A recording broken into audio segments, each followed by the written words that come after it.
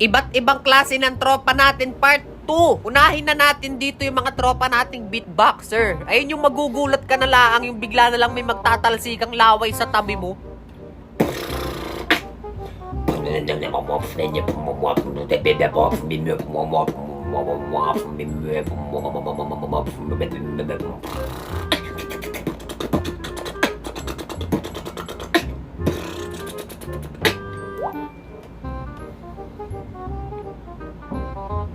Pangalawa naman yung tropa natin na wala naman tayong ginagawa sa kanya. Pero pag nagkatinginan kayong dalawa, bigla ka na lang papakwan.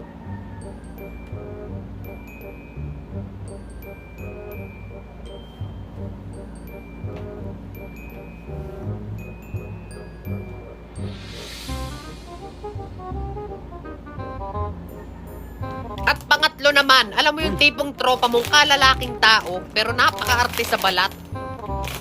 Ayoko na. Ayaw mo na?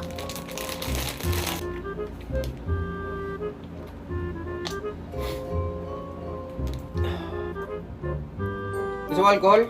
Ang arte nito. Mag-alcohol pa, pwede naman ganito. Ang lansa-lansa niyan. Ayaw mo mag-alcohol. Mag-alcohol ka. At pang-apat naman yung tropa mong bangaw. Lahat na lang ng dumaan, crush mo daw.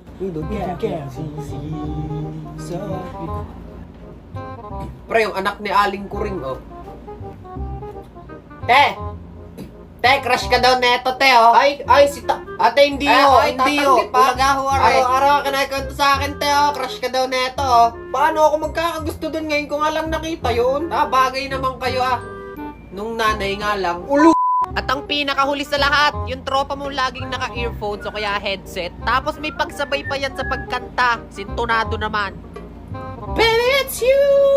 You're the one I love. You're the one I need. Oh, baby, see. Come on, baby, it's you. Pre, tigil mo na. Nakakarindi, ha? Mababasag ang eardrums ko sa'yo. Minsan nakakasama ka rin kanina loob, eh, no?